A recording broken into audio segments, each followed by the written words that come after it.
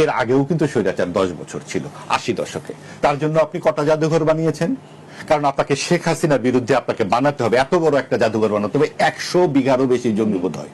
এবং এটার দাম কত? কারণ আপনাকে বানাতে হবে, কারণ আপনার মুক্তিযুদ্ধটাকে ভুলিয়ে দিতে হবে এই দেশে। কারণ এই দেশে মুক্তিযুদ্ধ জাদুঘর এত বড়টা নয়, আপনাকে এত বড় একটা জাদুঘর বানাতে হবে। কারণ 24-এর পর থেকে বাংলাদেশ স্বাধীনতা 2.0 শুরু হয়েছে। এই স্বাধীনতা 2.0 বানাতে হবে বলে আপনার 32 নম্বর ভাঙতে হয়েছে। এবং এটা সহজ না। এই ইট যে কোত্থেকে বানানো হয়েছে আল্লাহ মালুম। 3 বার বুলডোজার দিয়ে ভাঙার পরে ইট ভাঙা যায় না।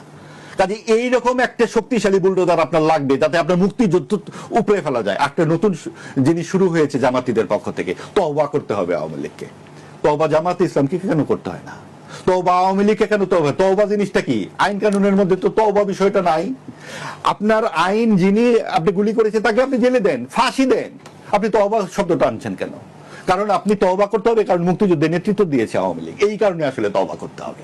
কাজে আপনি সব কিছুর মধ্যে রসুনের যে উৎপত্তি স্থল ওই এক জায়গায়, আপনার ওই মুক্তিযুদ্ধটাকে ভুলিয়ে দেওয়ার জন্য আসলে এত বড় একটা জাদুঘর লাগবে। আপনার রাষ্ট্রের এত বড় সম্পত্তি, আপনি জাতীয় জাদুঘরের একটা কর্নার করেন না, জুলাই জাদুঘর, সেখানে আপনি রাখুন না সে টেলিফোন সেট, যেখান থেকে কোনো অসুবিধা তো নাই। আপনি এত বড় একটা জায়গা, এটার দাম কত? এবং আপনি কতদিন পরে আপনারা যেই কাজ শুরু করছেন, যেই ছেলে খেলা শুরু করেছেন আপনারা জুলাই সনদ নামে, আপনারা 1 বছর পরে তো জুলাই সনদ শুনলে মানুষ বিরক্ত হবে, অলরেডি বিরক্ত হতে শুরু করেছে।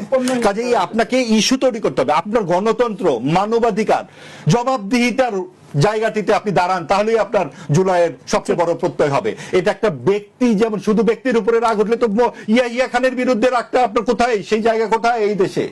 আপনার 25শে মার্চে যে আপনার কালো রাতে এরকম লক্ষ লক্ষ মানুষকে মারা শুরু হলো, সেইটার প্রতীকী চিহ্ন কোথায়? প্রতীক চিহ্ন মানুষের অন্তরে থাকে, সেটা আছে, মানুষের থাকবে।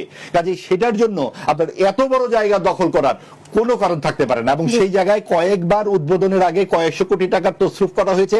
এখানে ওয়াক ইন ইন্টারভিউ নামে 100 মানুষের বেশি চাকরি দেওয়া হয়েছে, 70,000 টাকার বেতনের চাকরি দেওয়া হয়েছে, 80,000 টাকার বেতনের চাকরি দেওয়া হয়েছে রাতের বেলায়। এবং সেটা এই নিয়োগ বিজ্ঞপ্তি দেওয়ার 2 দিন আগে চাকরি দিয়ে তারপরে নিয়োগ বিজ্ঞপ্তি দেওয়া হয়েছে। হরিলুট কাকে বলে?